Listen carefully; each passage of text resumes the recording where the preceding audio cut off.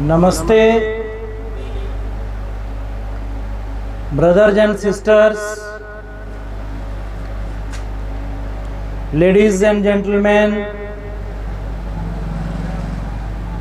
friends, scholars, students,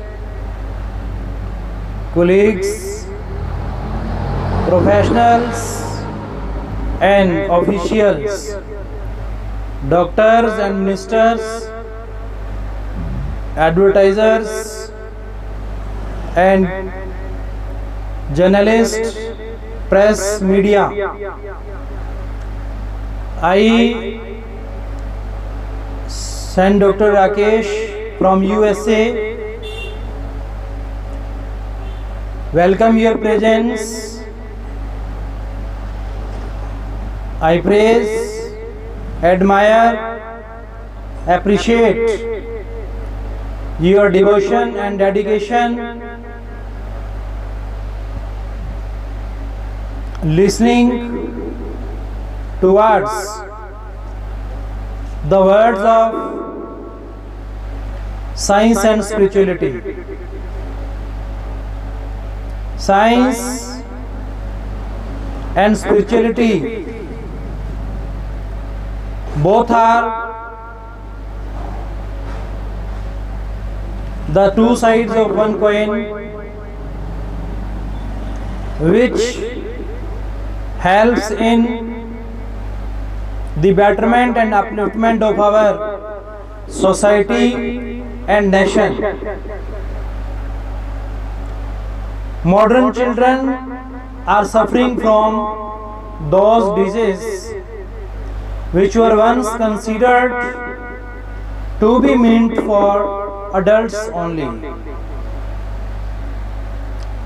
Everybody who is busy in anywhere, in doing anything, in any job, in any work, he can continue his education academically and practically both. Distance education is especially for those people who are either employed or physically challenged or financially deprived or socially alienated. A person who is employed and wants to improve his qualification, he or she can do so through distance education.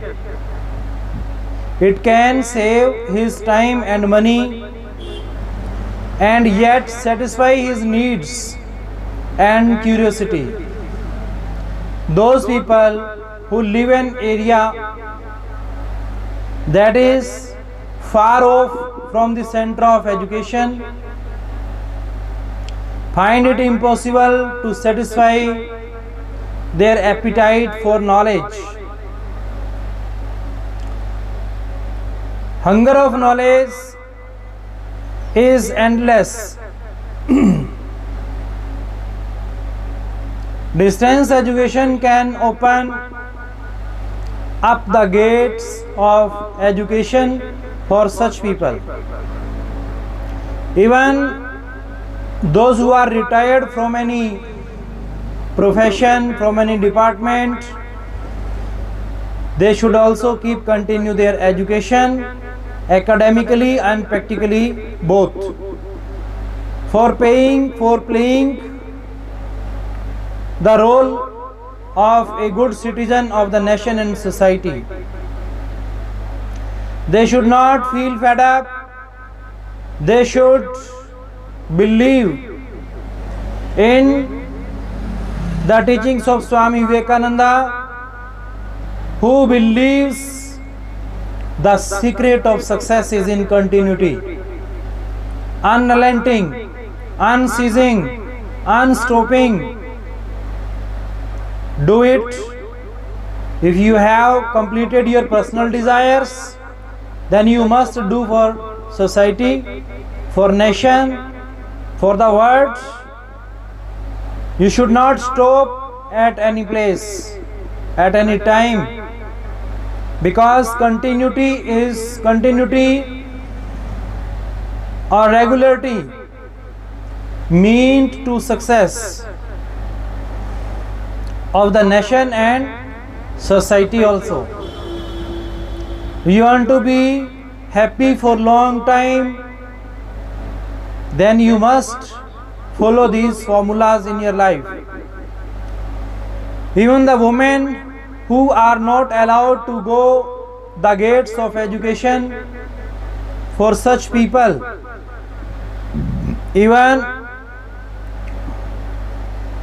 the women who are not allowed to go to a distance educational institution, find this system of education a bonanza for them. So keeping in view both the systems of education and their relatives' merits, I would recognize their contribution, but anyhow, it is regular education that I prefer.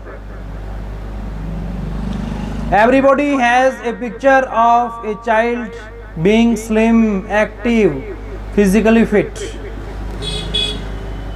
If we have become old, no matter, we can walk, we can do some physical light exercises that can help in our productive works, that will make us more talented, skilled in that particular skill. So we are to be optimistic, and we should have hope against hope for the betterment and upliftment of our career and society and nation. At home we can do these practices, but it is a tragedy of the modern era that the children of today are suffering from obesity and other problems which were generally related to the people in their 30s. Our heart aches to see school going children very obese and sluggish. It is our duty to diagnose the problem and seek the solution for the same. The children of today are very fond of fast food and fizzy drinks. There is hardly any child who is not fond of pizza, burger, noodles, potato chips, ice cream and cold drinks. Not only the children, the parents also buy confectionery items like biscuits, cakes, chocolates, toffees, etc., which are calorie rich. This overdose of calorie rich, followed by no physical exercise to burn these excessive calories, can be held responsible for this serious problem. Joint family system has failed. Now